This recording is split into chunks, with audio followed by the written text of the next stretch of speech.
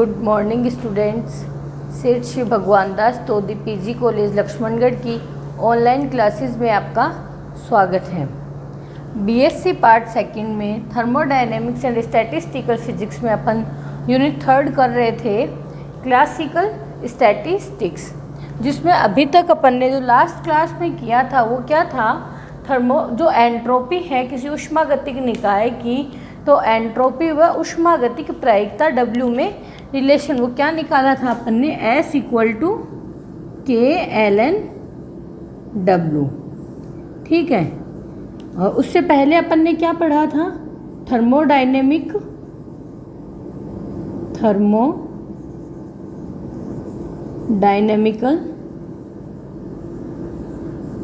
Probability.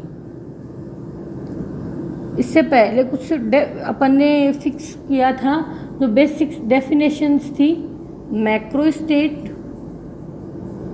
Microstate. उससे पहले अपन ने किया phase space, phase point, phase cell. तो स्टूडेंट्स इसलिए लिखे हैं कि अभी तक इतने टॉपिक किया, आपको पता चल गया होगा क्लासिकल स्टैटिस्टिक्स में ये नहीं आता। अगर ये अपने को थोड़ा भी नहीं पता है तो इसको अपन बिल्कुल भी नहीं कर पाएंगे।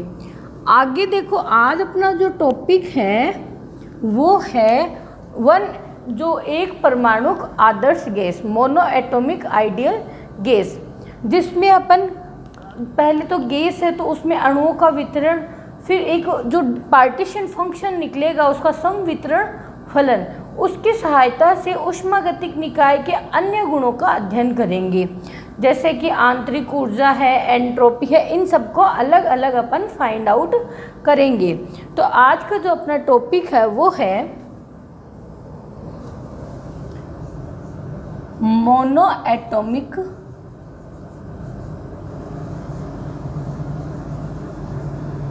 आइडियल गैस, एक परमाणुक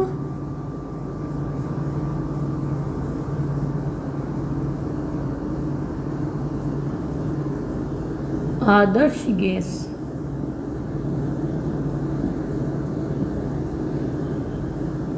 ठीक है, सबसे पहले तो मोनो एटॉमिक आइडियल गैस है तो कणों के वितरण के लिए कि उनका विभिन्न क्या है, कला निर्देशांक, फेज स्पेस में, फेज सेल में फेज पॉइंट्स का वितरण।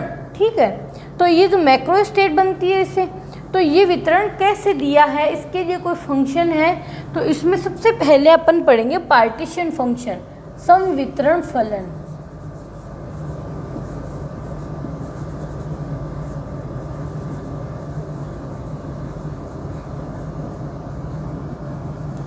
संवितरण फलन देखो, संवितरण फलन क्या होता है, वह फलन जो यह व्यक्त करता है कि किसी कला निर्देशांक में गैस के अणुओं का वितरण किस प्रकार से किया गया है, संवितरण फलन कहलाता है। या किसी ऊष्मागतिक निकाय में विभिन्न ऊर्जा अवस्था या विभिन्न ऊर्जा स्तरों में कणों का वितरण किस प्रकार से किया गया है, संवितरण फलन कहलाता है। देखिएगा इसकी डेफिनेशन,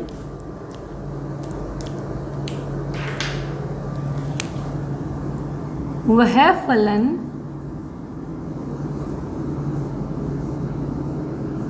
जो यह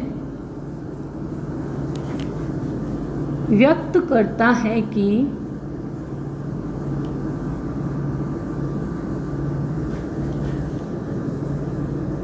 विभिन्न कला है कि कला निर्देशांकाश में, फेज स्पेस में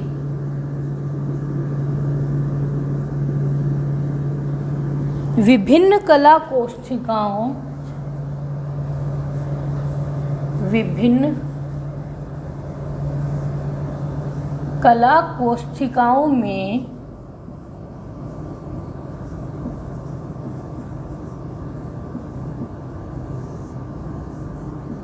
गैस के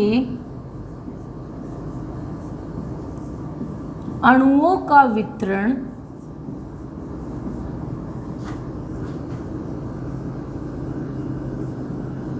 किस प्रकार किया गया है? किस प्रकार किया गया है? क्या कहलाता है? संवितरण फलन कहलाता है। देखो, अपने को पता है कि देखो एक परमाणु आदर्श गैस पढ़ रहे हैं तो पता है कि जो गैस के अणु तो होंगे ही होंगे, तो उनका वितरण कैसे है, उनका वेग क्या है, अपने को ये तो पता है कि किसी पात्र में उनका 0 से लेकर अनंत तक अणुओं का वेग होता है, लेकिन किस प्रकार से वो उसमें डिस्ट्रीब्यूट किए हुए हैं उसके अकॉर्डिंग अपन उसकी इंटरनल एनर्जी है, एंट्रोपी है, हेल्महोल्ट्ज एनर्जी है, गिब्स फ्री एनर्जी है, इनको फाइंड आउट करते हैं। तो वह फलन जो यह व्यक्त करता है कि किसी फेज स्पेस में विभिन्न कला कोशिकाओं में अणुओं का वितरण है वो किस प्रकार किया गया है।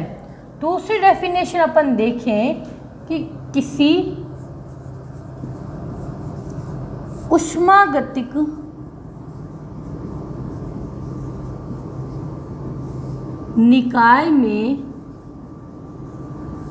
निकाय की साम्यावस्था में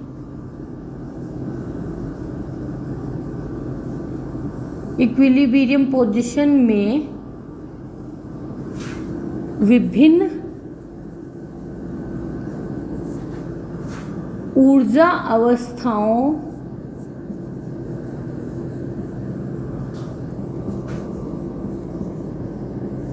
या ऊर्जा स्तरों में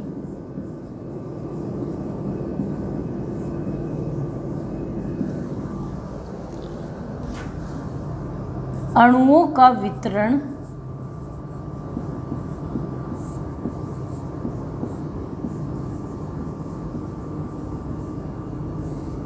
किस प्रकार किया गया है।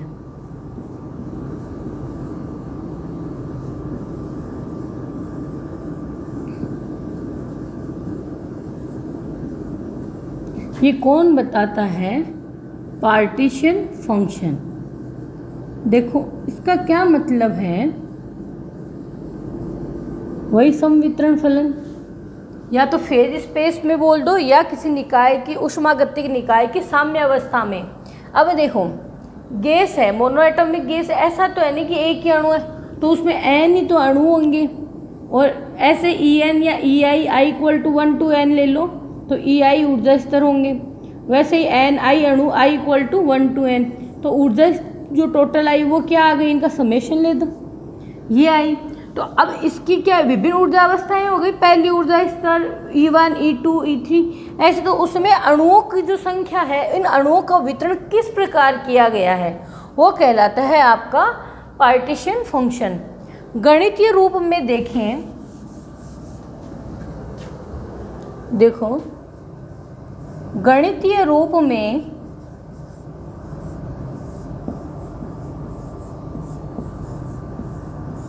निकाय की प्रत्येक अभिगम्य सूक्ष्म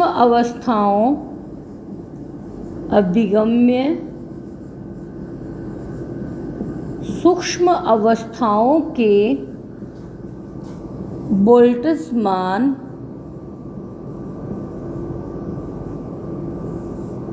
गुणक का योग या संवितरण फलन। देखो इसको Z से प्रदर्शित करेंगे, Z = summation I GI e⁻β EI। ये है इसकी मैथमेटिकल फॉर्म। अब अपन इसका मान ज्ञात करेंगे। ये क्या है, ऊर्जा स्तरों की संख्या आएगी। ये परमताप T पर बीटा इक्वल्स टू 1/kT का अपने को पता है। ऊर्जा देखेंगे कि जो मोनोएटॉमिक आइडियल गैस है उसमें स्थितिज ऊर्जा है या गतिज ऊर्जा है, वो अभी अपन आगे देखेंगे। तो देखो ये तो है इसकी डेफिनेशन। अब देखो, एक परमाणु आदर्श गैस ली है अपन ने, मोनोएटॉमिक आइडियल गैस। अगर अपन V आयतन में किसी कक्ष या बंद पात्र में एक परमाणु आदर्श गैस को भरते हैं, ठीक है, जिसमें अणुओं की संख्या तो क्या है, n है। अणुओं का द्रव्यमान क्या है, स्मॉल m है। अब अपने को पता है कि आदर्श गैस है, तो आदर्श गैस के अणुओं के मध्य कोई भी आकर्षण या प्रतिकर्षण बल कार्य नहीं करता है। ध्यान से सुनिएगा, आदर्श गैस के अणुओं के मध्य कोई भी आकर्षण या प्रतिकर्षण बल कार्य नहीं करता है। तो आकर्षण या प्रतिकर्षण बल कार्य नहीं करेगा तो जो ऊर्जा होगी, स्थितिज ऊर्जा व गतिज ऊर्जा पढ़ते हैं अपन। तो देखो, स्थितिज आकर्षण प्रतिकर्षण तो लगा ही नहीं, मतलब उसकी स्थितिज ऊर्जा क्या हो गई, शून्य हो गई। स्थितिज ऊर्जा जब शून्य होगी तो अपन जो गैस के अणु है m द्रव्यमान वाले, उनको क्या मानेंगे, बिंदु द्रव्यमान के रूप में। तो इनको जब बिंदु द्रव्यमान के रूप में मानते हैं तो जो अणुओं की क्या होती है, केवल स्थानांतरण, जो ऊर्जा बचती है वो स्थानांतरण गतिज ऊर्जा ही रहती है। तो अभी अपन करेंगे जो संवितरण फलन है उसके व्यंजक का व्युत्पन्न, इसका डेरिवेशन।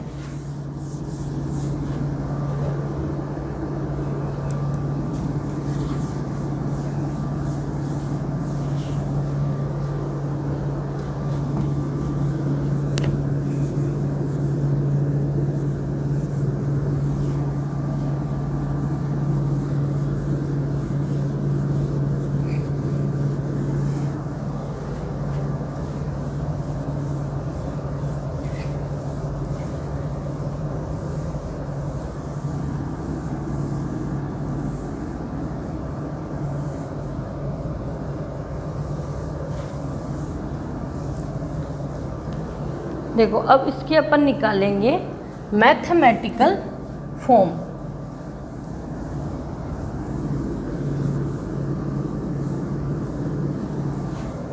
देखिएगा, संवितरण फलन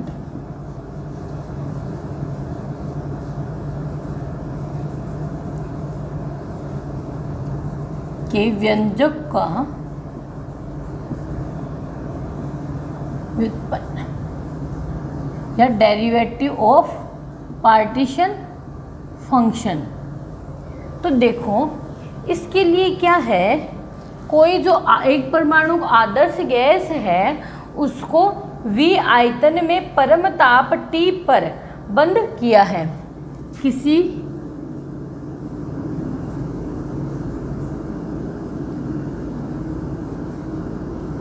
एक परमाणु गैस को एक परमाणु आदर्श गैस को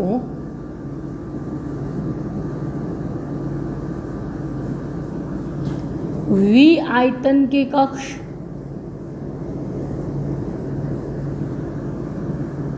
में परमताप T पर परिबद्ध करते हैं। तो देखो, अब देखिएगा, अणुओं की संख्या तो क्या है, अणुओं की संख्या, आप इसको लैंग्वेज में लिख लीजिएगा, अणुओं की संख्या तो ली है n है।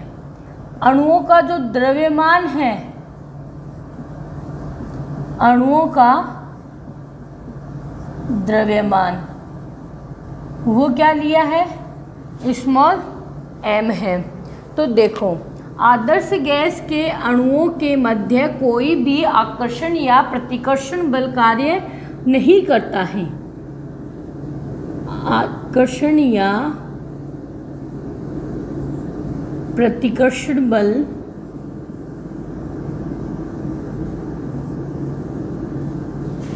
क्या है, नहीं लगेगा। देखो, आकर्षण या प्रतिकर्षण बल नहीं लगता है तो इससे क्या होगा, जो स्थितिज ऊर्जा है, जो अणुओं के बीच में जो स्थितिज ऊर्जा होगी वो क्या हो गई, शून्य। ये शून्य हो गई। तो अब जो आदर्श गैस ली है आपने एक परमाणु को, उसको क्या है, तो अब क्या है, आदर्श गैस के अणुओं को, कौन सी गैस है, मोनो एटॉमिक, एक परमाणु को आदर्श गैस के अणुओं को क्या माना, बिंदु द्रव्यमान के रूप में मानने पर अणुओं की कौन सी ऊर्जा बचेगी, अणुओं की केवल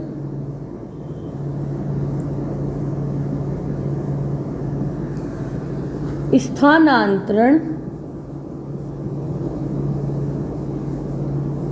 गतिज ऊर्जा ही होती हैं, अंतरण गतिज ऊर्जा ही होती है।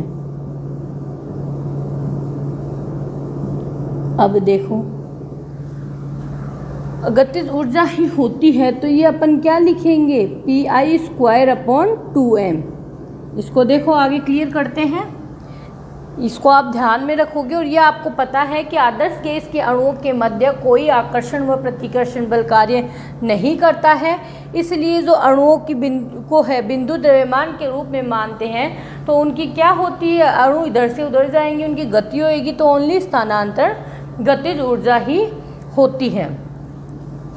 नेक्स्ट अपन करेंगे, तो देखो, समवितरण फलन Z का मान ज्ञात करने के लिए अपन क्या करेंगे, जो आपका कला निर्देशांक है उसको कला कोष्ठिकाओं में विभाजित करते हैं। तो आप लिखिएगा, समवितरण फलन Z का मान ज्ञात करने के लिए, समवितरण फलन Z का मान ज्ञात करने के लिए कला निर्देशांकाश को विभिन्न कला कोष्ठिकाओं में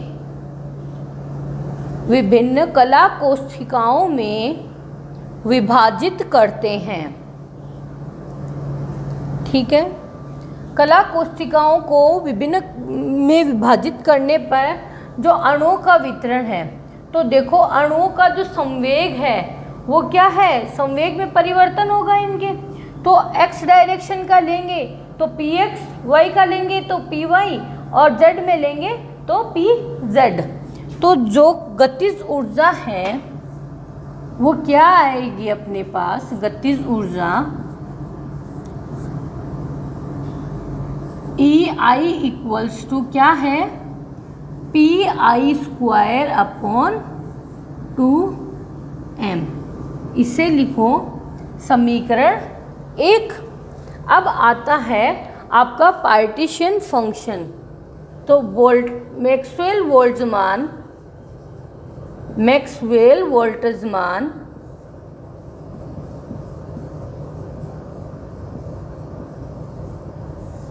वितरण के अनुसार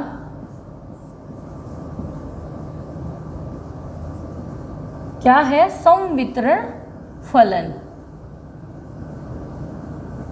Z अपन ने क्या देखी थी mathematical form, Z equal to summation i GI e⁻⁻β EI। ये है समीकरण 2। अब देखो, हम जानते हैं, we know that beta equals to क्या है, 1/kT होता है। ठीक है, एनर्जी की वैल्यू है अपने पास, डिस्ट्रीब्यूशन फंक्शन है अपने, सॉरी पार्टीशन फंक्शन है अपने पास, बीटा अपने को पता है, यहाँ पर बीटा भी है और एनर्जी भी है। तो 1 व 3 का मान किस में रखोगे? 2 में। तो नेक्स्ट लिखो इक्वेशन 1 व इक्वेशन 3 का मान इक्वेशन 2 में रखने पर, देखो जब समीकरण 2 में मान रखोगे तो ये जो z है वो क्या आएगा आपका? z इक्वल टू, इसको इधर लिखते हैं ऊपर, आप इसका स्क्रीनशॉट ले लीजिएगा।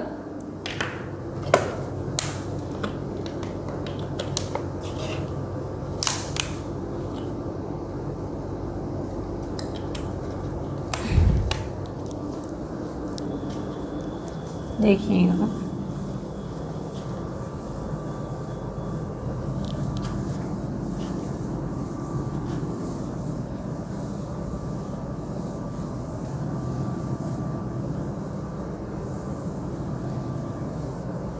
देखो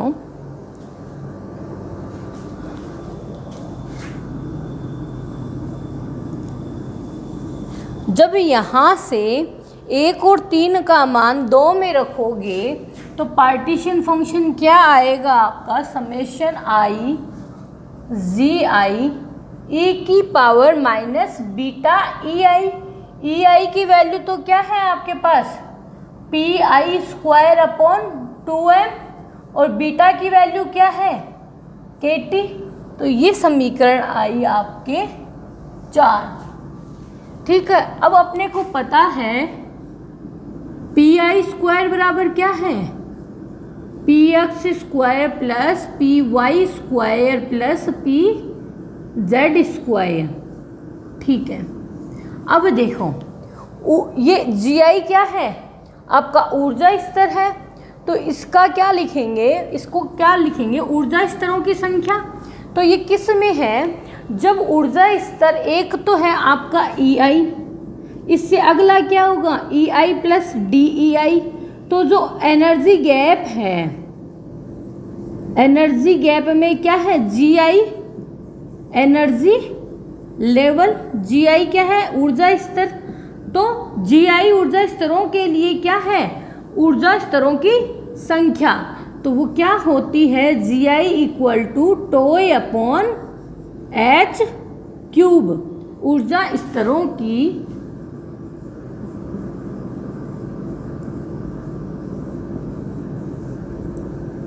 संख्या। ठीक है, ये है समीकरण 5। अब देखिएगा, अपन ने किसी कला निर्देशांकाश में आयतन को क्या लिया था? ये टॉय क्या है? एक आयतन अवयव है। तो वहाँ पर अपन ने एच 6 डायमेंशन स्पेस लिया था। षटविमीय कला निर्देशांकाश लेते हैं इसमें। तो यहाँ पर क्या है?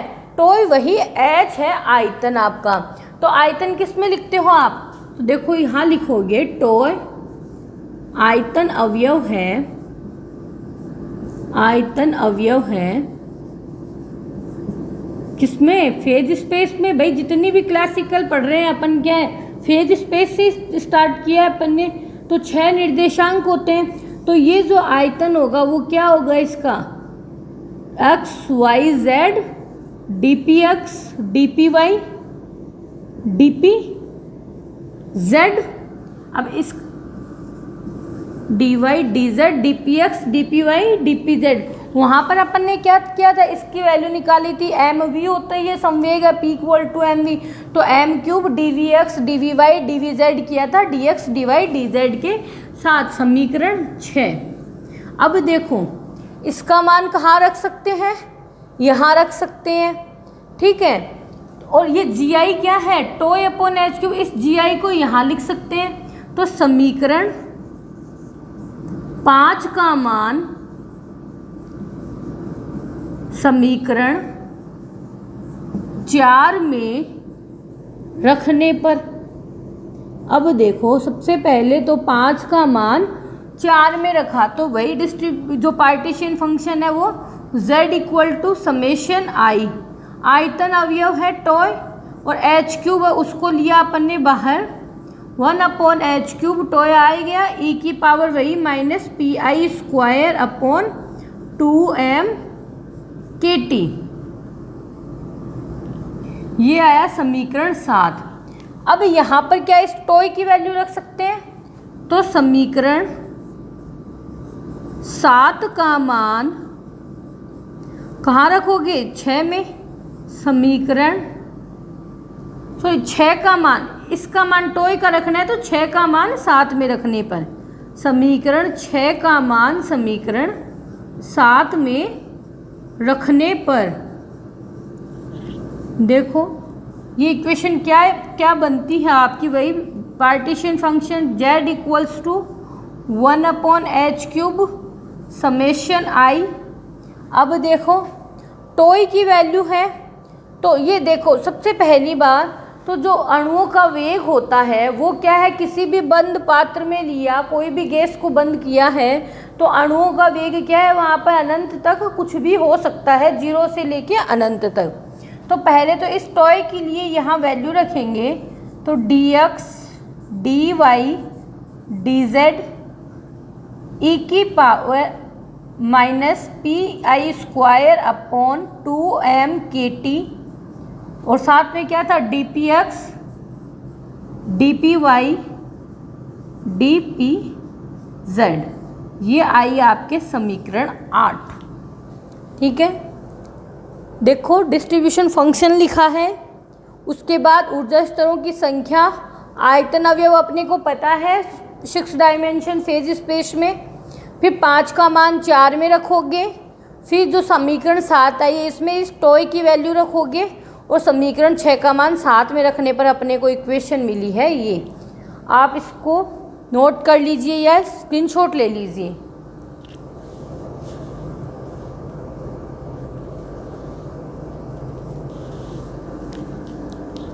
देखो मैं इधर वाला इरेज कर रही हूँ। अब देखो जो आयतन अवयव टॉय आया है उसमें अपन ऊर्जा परिवर्तन या संवेग परिवर्तन को सतत मानते हैं, तो क्या कर सकते हैं, जो समेशन है उसको समाकलन में परिवर्तित कर सकते हैं। तो अपन लिखेंगे आयतन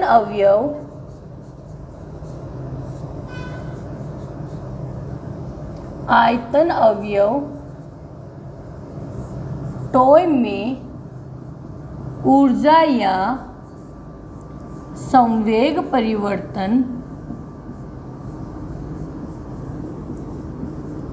सतत मानने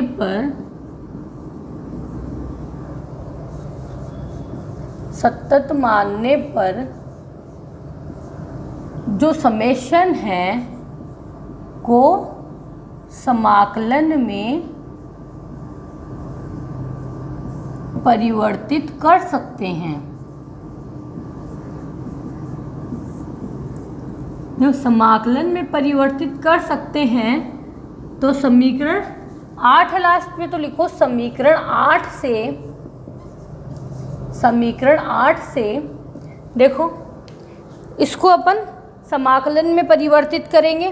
तो सबसे पहले तो z = क्या है आपका 1/h³। ठीक है, इधर से dx आ गया बाहर, dy और dz, फिर क्या बचेगा, अब ये है pi² की वैल्यू क्या लिखते हैं अपन, px² + py² + pz²। अब इसको जब अलग अलग करेंगे, क्योंकि इसकी वैल्यू अपने को पता है, यहाँ पर dpx dpy dpz है, तो एक इंटीग्रल फॉर्म बनेगी इनकी। तो -∞ से ∞ e की पावर क्या है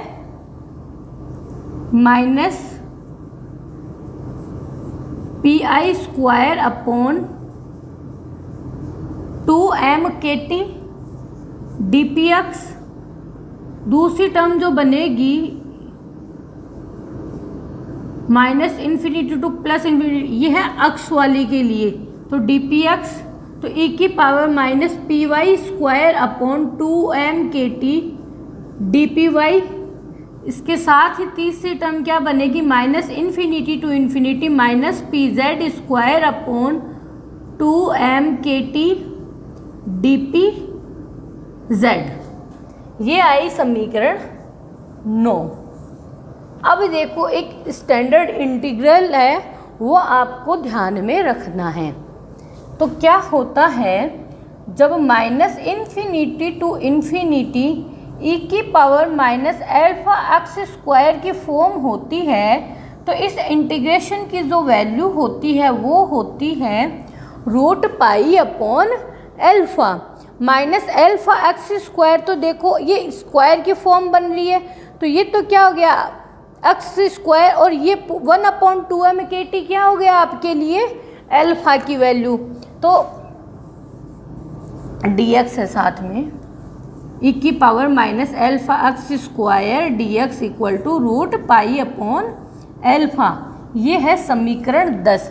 अब देखो आप लिखोगे समीकरण 9 से, अतः समीकरण 9 से अब देखो इन तीनों की वैल्यू अपन लिखते हैं, minus infinity to infinity e की power minus p x square upon 2m/kT dpx। इसकी वैल्यू तो क्या आएगी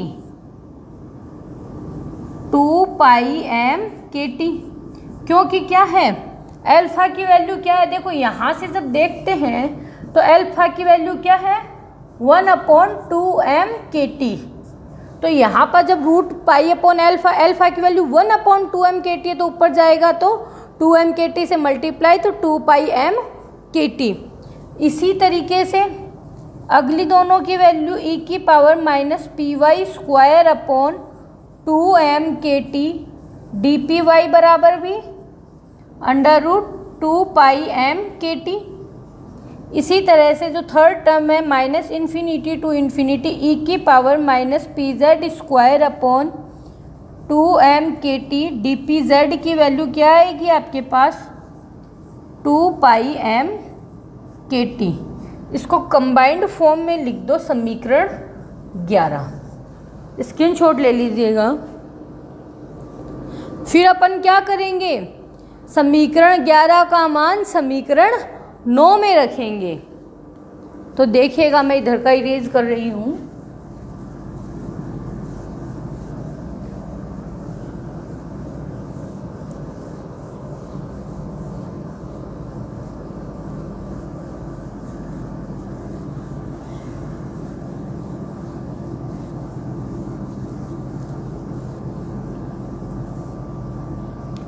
लिखिएगा समीकरण 11 का मान समीकरण 9 में रखने पर, देखो समीकरण 9 को देखिएगा, z इक्वल टू,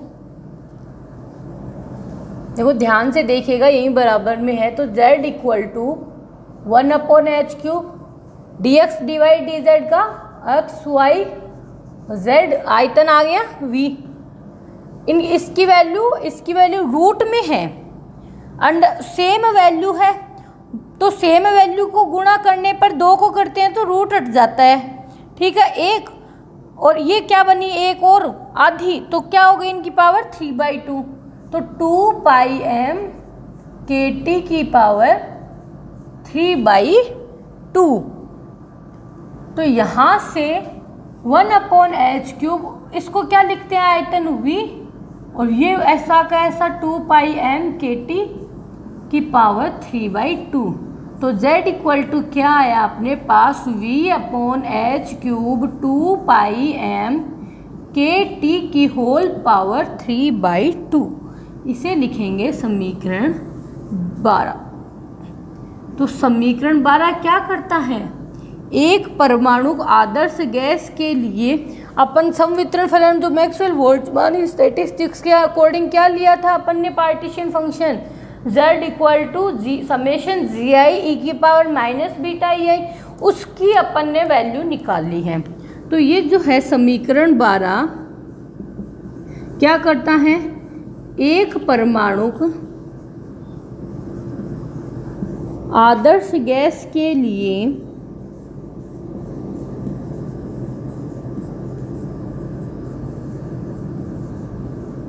संवितरण फलन